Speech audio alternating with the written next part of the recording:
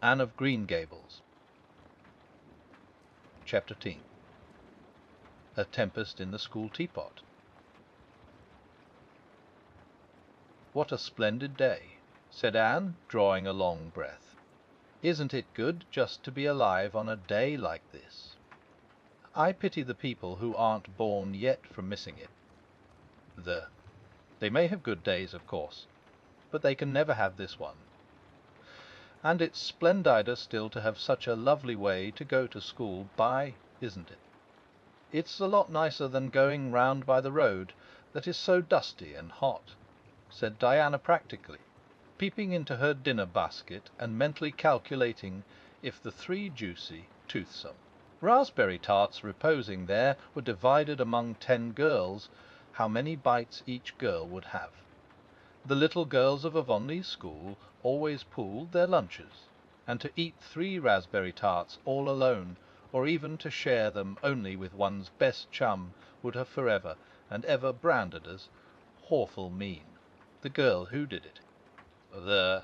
And yet when the tarts were divided among 10 girls, you just got enough to tantalize you. The way Anne and Diana went to school was a pretty one. Anne thought those walks to and from school with Diana couldn't be improved upon even by imagination. Going around by the main road would have been so unromantic, but to go by Lover's Lane and Willowmere and Violet Vale and the Birch Path was romantic, if ever anything was.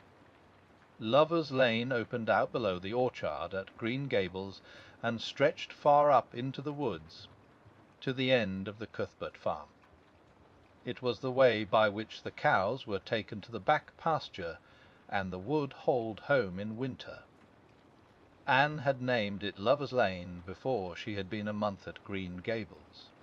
Not that lovers ever really walk there, she explained to Marilla, but Diana and I are reading a perfectly magnificent book, and there's a Lover's Lane in it, so we want to have one too. And it's a very pretty name, don't you think? So romantic. We can't imagine the lovers into it, you know. I like that lane because you can think out loud there without people calling you crazy. Anne, starting out alone in the morning, went down Lover's Lane as far as the brook. Here Diana met her, and the 2 little girls went on up the lane under the leafy arch of maples. "Maples are such sociable trees," said Anne. "They're always rustling and whispering to you," until they came to a rustic bridge. Then they left the lane and walked through Mr. Barry's back field and past Willowmere.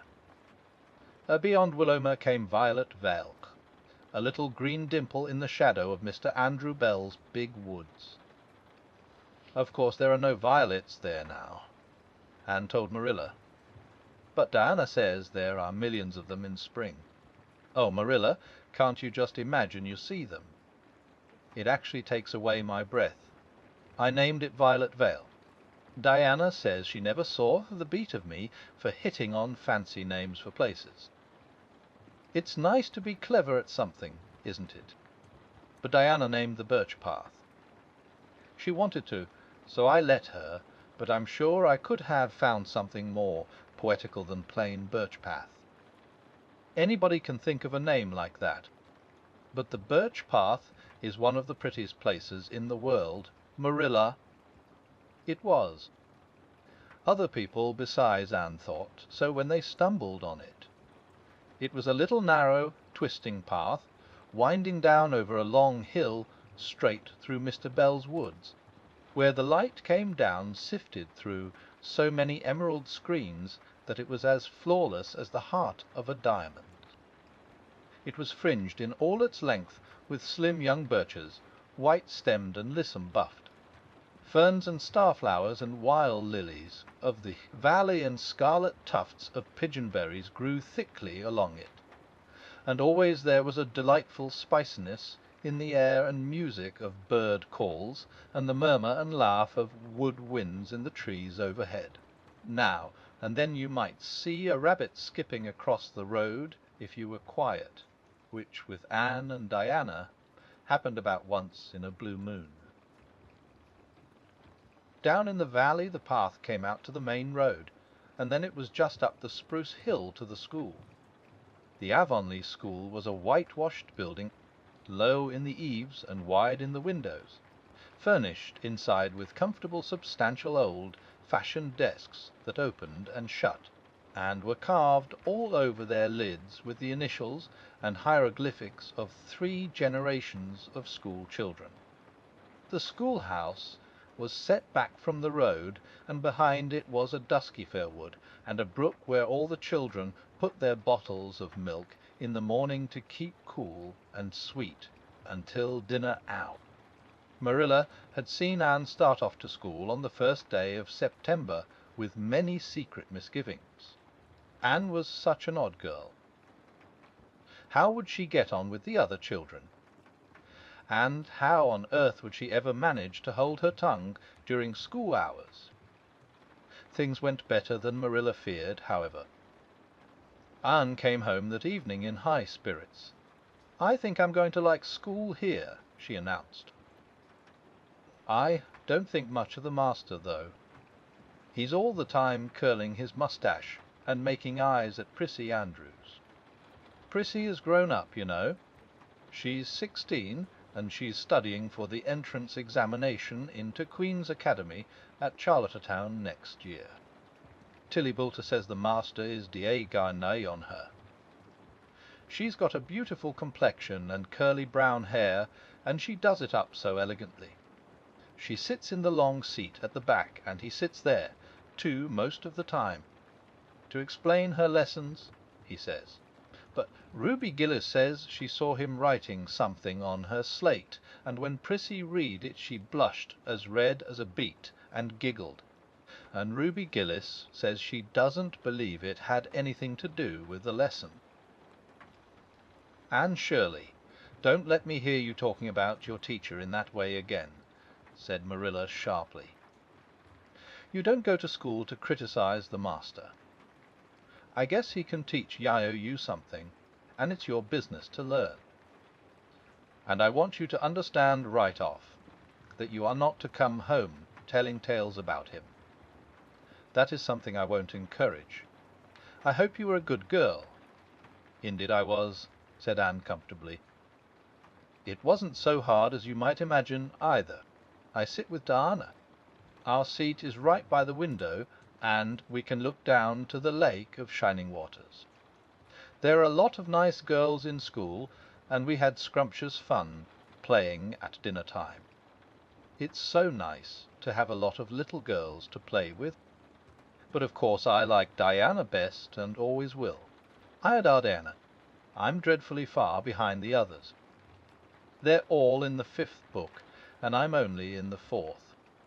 I feel that it's kind of a disgrace. But there's not one of them has such an imagination as I have, and I soon found that out. We had reading and geography and Canadian history and dictation today. Mr. Phillips said my spelling was disgraceful, and he held up my slate so that everybody could see it, all marked over.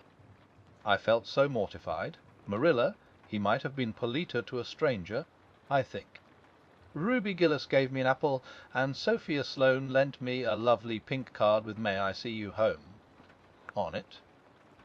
I'm to give it back to her tomorrow. And Tilly Boulter let me wear her bead ring all the afternoon. Can I have some of those pearl beads off the old pincushion in the garret to make myself a ring? And, oh, Marilla, Jane Andrews told me that Minnie Macpherson told her that she heard Prissy Andrews tell Sarah Gillis that I had a very pretty nose. Marilla, that is the first compliment I have ever had in my life, and you can't imagine what a strange feeling it gave me. Marilla, have I really a pretty nose? I know you'll tell me the truth." "Your nose is well enough," said Marilla shortly. Secretly she thought Anne's nose was a remarkable pretty one, but she had no intention of telling her so. That was 3 weeks ago, and all had gone smoothly so far. And now, this crisp September morning, Anne and Diana were tripping blithely down the birch path, 2 of the happiest little girls in Avonlea. I guess Gilbert Blythe will be in school today, said Diana. He's been visiting his cousins over in New Brunswick all summer, and he only came home Saturday night. He's a beautiful handsome man. And he teases the girls something terrible. He just torments our lives out. Diana's voice indicated that she rather liked having her life tormented out than not.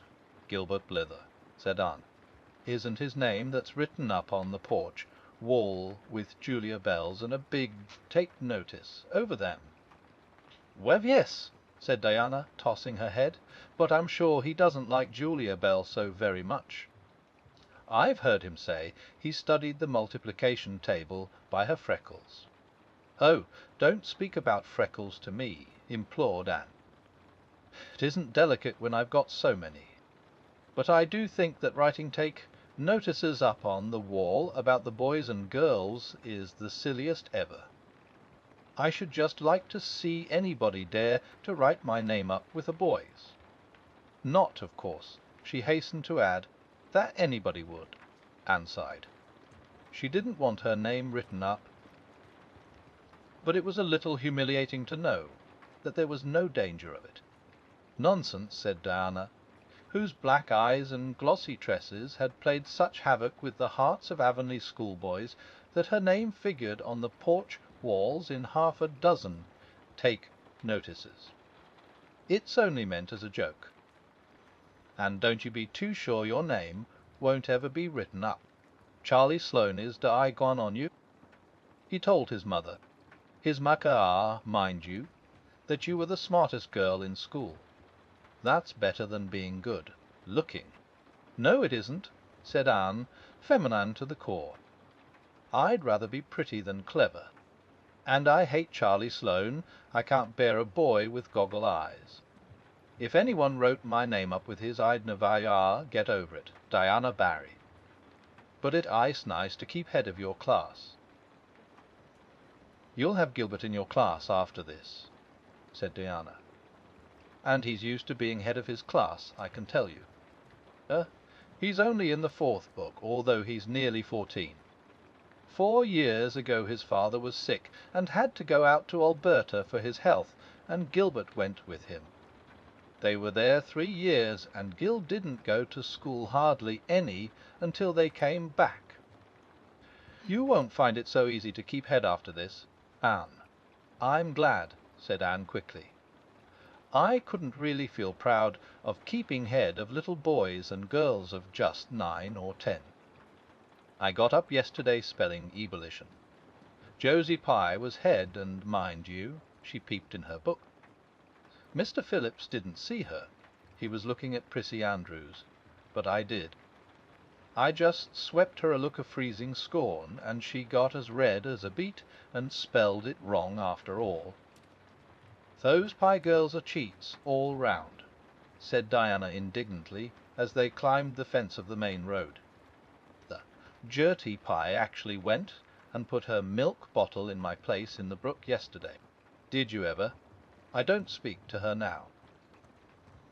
When Mr. Phillips was in the back of the room, hearing Prissy Andrews's Latin, Diana whispered to Anne, "That's Gilbert Blythe sitting right across the easel from you. Anne, just look at him and see if you don't think he's handsome." Anne looked accordingly.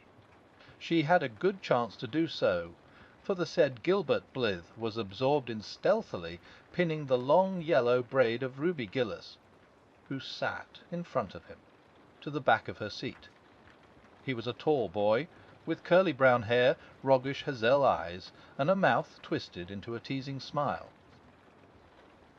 Presently Ruby Gillis started up to take a sum to the master. She fell back into her seat with a little shriek, believing that her hair was pulled out by the roots. Everybody looked at her, and Mr. Phillips glared so sternly that Ruby began to cry. Gilbert had whisked the pin out of sight, and was studying his history with the soberest face in the world. But when the commotion subsided, he looked at Anne, and winked with inexpressible drollery. "I think your Gilbert Blythe handsome, confided Anne to Diana, "but I think he's very bold. It isn't good manners to wink at a strange girl." But it was not until the afternoon that things really began to happen. Mr. Phillips was back in the corner explaining a problem in algebra to Prissy Andrews, and the rest of the scholars were doing pretty much as they pleased, eating green apples, whispering, drawing pictures on their slates, and driving Cricket's harness to strings up and down Arsel. Gilbert Blythe was trying to make Anne Shirley look at him, and failing utterly, because Anne was at that moment totally oblivious not only to the very existence of Gilbert Blythe, but of every other scholar in Avonlea School itself. With her chin propped on her hands and her eyes fixed on the blue glimpse of the lake of shining waters that the west window afforded, she was far away in a gorgeous dreamland hearing, and seeing nothing save her own wonderful visions. Gilbert Blythe wasn't used to putting himself out to make a girl look at him and meeting with failure. She escoel dat, look at him, that red-haired Shirley girl with the little pointed chin and the big eyes that weren't like the eyes of any other girl in Avonlea School. Gilbert reached across the easel, picked up the end of Anne's long red braid, held it out arm's length, and said in a piercing whisper, "Carrots." Carrots. Then Anne looked at him with a vengeance. She did more than look. She sprang to her feet, her bright fancies fallen into cureless ruin. She flashed one indignant glance at Gilbert from eyes whose angry sparkle was swiftly quenched in equally angry tears. "You mean, hateful boy!" she exclaimed passionately. "How dare you?" And then thwack! Anne had brought her slate down on Gilbert's head and cracked it. Slate not head, clear across. Avonlea School always enjoyed a scene. This was an especially enjoyable one. Everybody said "Oh ah" in horrified delight. Diana gasped. Ruby Gillis, who was inclined to be hysterical, began to cry. Tommy Sloane let his team of crickets escape him altogether, while he stared open-mouthed at the tableau. Mr. Phillips stalked down the easel, and laid his hand heavily on Anne's shoulder. "Anne Shirley, what does this mean?" he said angrily. Anne returned no answer. It was asking too much of flesh and blood to expect her to tell before the whole school that she had been called carrots. Gilbert it was who spoke up stoutly. "It was my fault, Mr. Phillips." I teased her. Mr. Phillips paid no heed to Gilbert. "I am sorry to see a pupil of mine displaying such a temper and such a vindictive spirit," he said in a solemn tone, as if the mere fact of being a pupil of his ought to root out all evil passions from the hearts of small imperfect mortals. "Ein, go and stand on the platform in front of the blackboard for the rest of the afternoon." Anne would have infinitely preferred a whipping to this punishment under which her sensitive spirit quivered as from a whiplash. With a white, set face she obeyed.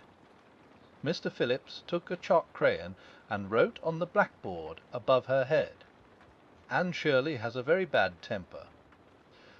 Anne Shirley must learn to control her temper, and then read it out loud, so that even the primer class, who couldn't read writing, should understand it. Anne stood there the rest of the afternoon with that legend above her. She did not cry or hang her head. Anger was still too hot in her heart for that, and it sustained her amid all her agony of humiliation. With resentful eyes and passion, red cheeks, she confronted alike Diana's sympathetic gaze, and Charlie Sloane's indignant nods, and Josie Pye's malicious smiles. As for Gilbert Blythe, she would not even look at him. She would never look at him again. She would never speak to him. When school was dismissed, Anne marched out with her red head held high. Gilbert Blythe tried to intercept her at the porch door. "I'm awfully sorry I made fun of your hair, Anne," he whispered contritely. Honest I am. Don't be mad for keeps. Now." Anne swept by disdainfully, without look or sign of hearing. "Oh, how could you, Anne?" breathed Diana as they went down the road, half reproachfully, half admiringly. Diana felt that she could never have resisted Gilbert's plea. "I shall never forgive Gilbert Blythe," said Anne firmly. "And Mr. Phillips spelled my name without an E, too. The iron has entered into my soul, Diana." Diana hadn't the least idea what Anne meant, but she understood it was something terrible. "You mustn't mind Gilbert making fun of your hair," she said soothingly. "Why, he makes fun of all the girls. He laughs at mine because it's so black. He's called me a crow a dozen times, and I never heard him apologize for anything before, either." "There's a great deal of difference between being called a crow and being called carrots," said Anne with dignity. "Gilbert Blythe has hurt my feelings ex satiety galvae, Diana. It is possible the matter might have blown over without more excruciation if nothing else had happened. But when things begin to happen they are apt to keep on. Avonlea scholars often spent noon hour picking gum in Mr. Bell's spruce grove over the hill and across his big pasture field. From there they could keep an eye on Eben Wright's house, where the master boarded. When they saw Mr. Phillips emerging therefrom, they ran for the schoolhouse. But the distance being about 3 times longer than Mr. Wright's lane, they were very apt to arrive there, breathless and gasping, some 3 minutes too late. On the following day Mr. Phillips was seized with one of his spasmodic fits of reform, and announced before going home to dinner that he should expect to find all the scholars in their seats when he returned. Any one who came in late would be punished. All the boys and some of the girls went to Mr. Bell's spruce grove as usual, fully intending to stay only long enough to pick a chew. But spruce groves are seductive, and yellow nuts of gum beguiling.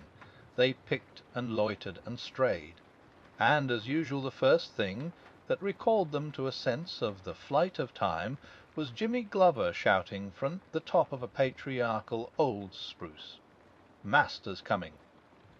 The girls, who were on the ground, started first and managed to reach the schoolhouse in time, but without a second to spare. The boys, who had to wriggle hastily down from the trees, were later, and Anne, who had not been picking gum at all, but was wandering happily in the far end of the grove, waist deep among the bracken, singing softly to herself, with a wreath of rice lilies on her hair, as if she were some wild divinity of the shadowy places, was latest of all. Anne could run like a deer, however.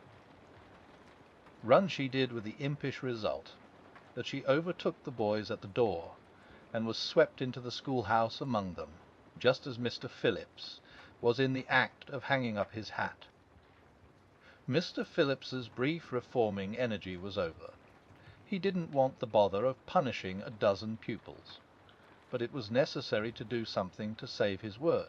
So he looked about for a scapegoat, and found it in Anne, who had dropped into her seat, gasping for breath, with a forgotten lily wreath hanging askew over one ear, and giving her a particularly rackish and dishevelled appearance. "Anne Shirley, since you seem to be so fond of the boys' company, we shall indulge your taste for it this afternoon," he said sarcastically. "Take those flowers out of your hair, and sit with Gilbert Blythe." The other boys snickered. Diana, turning pale with pity, plucked the wreath from Anne's hair and squeezed her hand. Anne stared at the master as if turned to stone. "Did you hear what I said, Anne?" queried Mr. Phillips sternly. "Wes, sir," said Anne slowly, "but I didn't suppose you really meant it."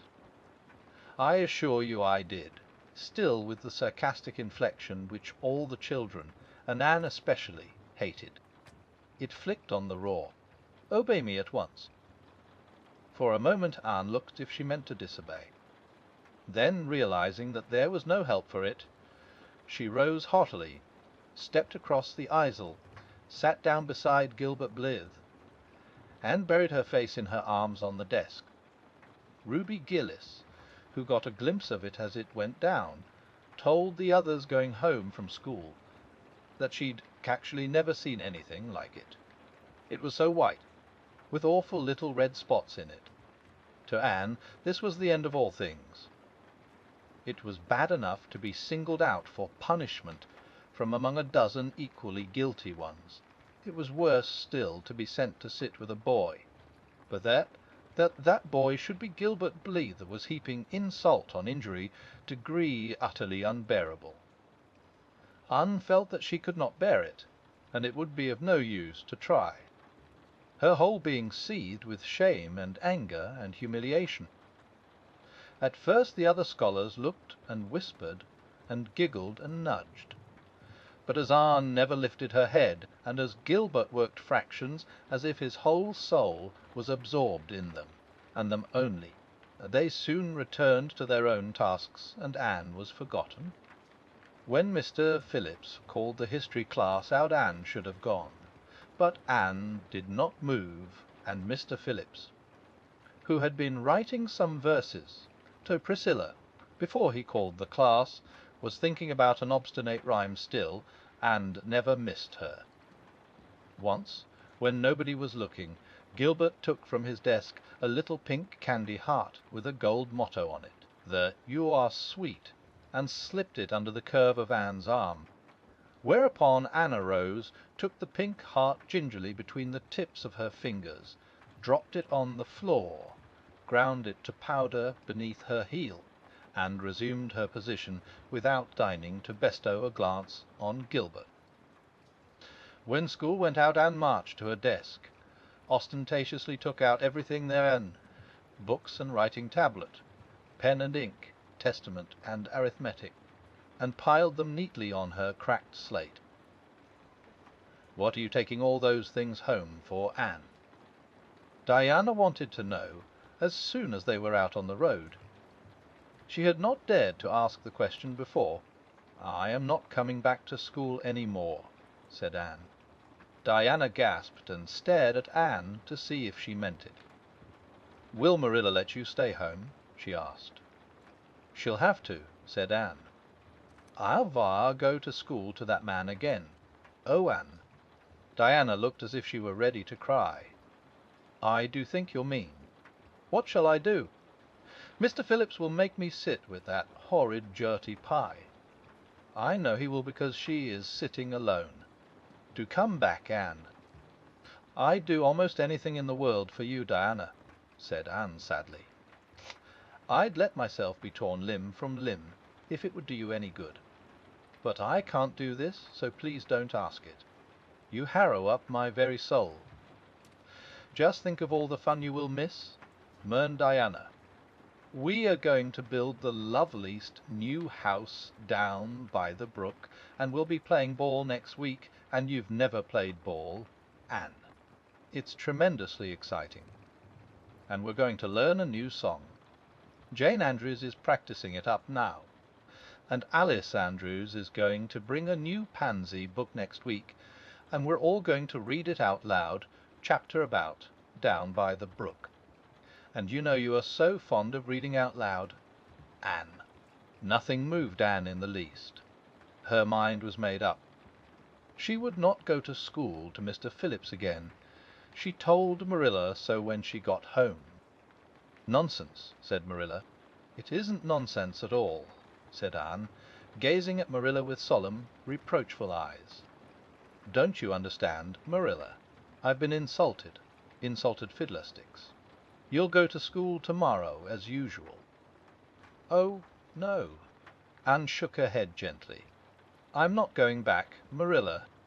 I'll learn my lessons at home, and I'll be as good as I can be, and hold my tongue all the time, if it's possible at all. But I will not go back to school, I assure you." Marilla saw something remarkably like unyielding stubbornness looking out of Anne's small face. She understood that she would have trouble in overcoming it, but she resolved wisely to say nothing more just then. "I'll run down and see Rachel about it this evening," she thought. "There's no use reasoning with Anne now. She's too worked up, and I've an idea she can be awful stubborn if she takes the notion. Far as I can make out from her story, Mr. Phillips has been carrying matters with a rather high hand. But it would never do to say so to her. I'll just talk it over with Rachel. She's sent 10 children to school, and she ought to know something about it. She'll have heard the whole story, too, by this time."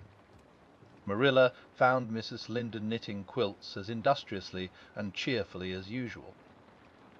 "I suppose you know what I've come about," she said, a little shamefacedly. Mrs. Rachel nodded. "About Anne's fuss in school, I reckon," she said. "Tilly Boulter was in on her way home from school and told me about it." "I don't know what to do with her," said Marilla. "She declares she won't go back to school. I never saw a child so worked up. I've been expecting trouble ever since she started to school.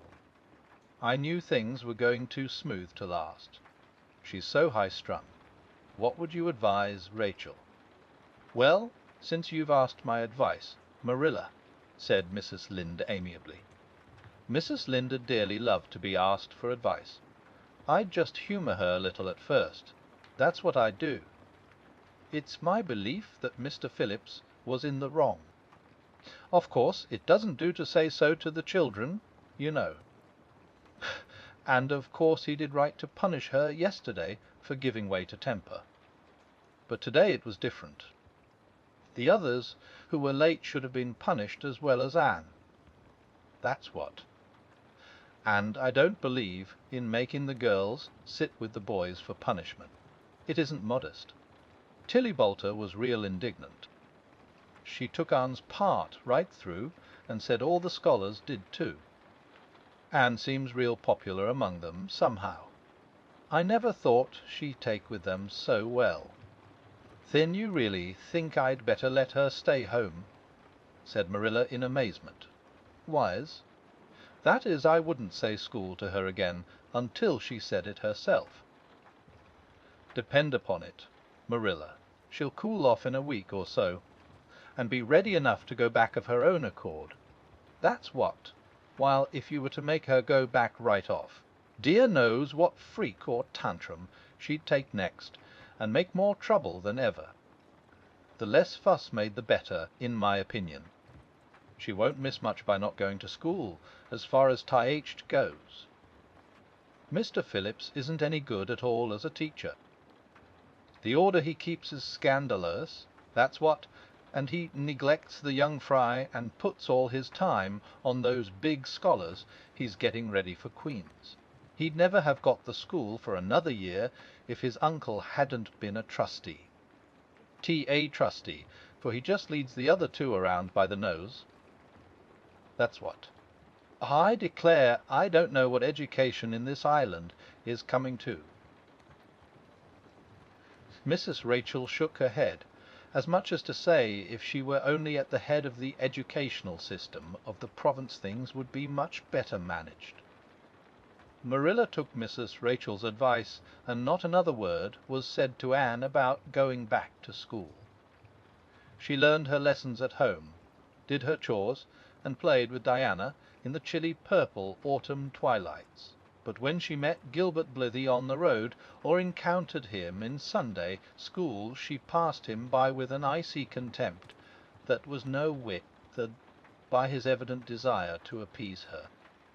Even Diana's efforts as a peacemaker were of no avail. Anne had evidently made up her mind to hate Gilbert Blythe to the end of life.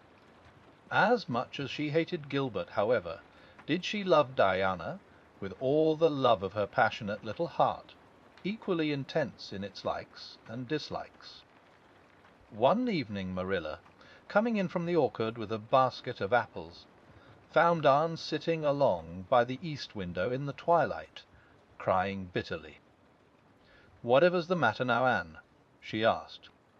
"It's about Diana," sobbed Anne luxuriously. "I love Diana so, Marilla. I cannot ever live without her. But I know very well when we grow up that Diana will get married and go away and leave me. And oh, what shall I do? I hate her husband. I just hate him furiously. I've been imagining it all out, the wedding and everything. Diana dressed in snowy garments, with a veil, and looking as beautiful and regal as a queen. And me the bridesmaid, with a lovely dress too, and puffed sleeves, but with a breaking heart hid beneath my smiling face. And then bidding Diana good-bye. Here Anne broke down entirely, and wept with increasing bitterness. Marilla turned quickly away to hide her twitching face, but it was no use. She collapsed on the nearest chair and burst into such a hearty and unusual peal of laughter that Matthew, crossing the yard outside, halted in amazement. When had he heard Marilla laugh like that before? "Well, Anne Shirley," said Marilla as soon as she could speak, "if you must borrow trouble, for pity's sake borrow it handier home. I should think you had an imagination, sure enough."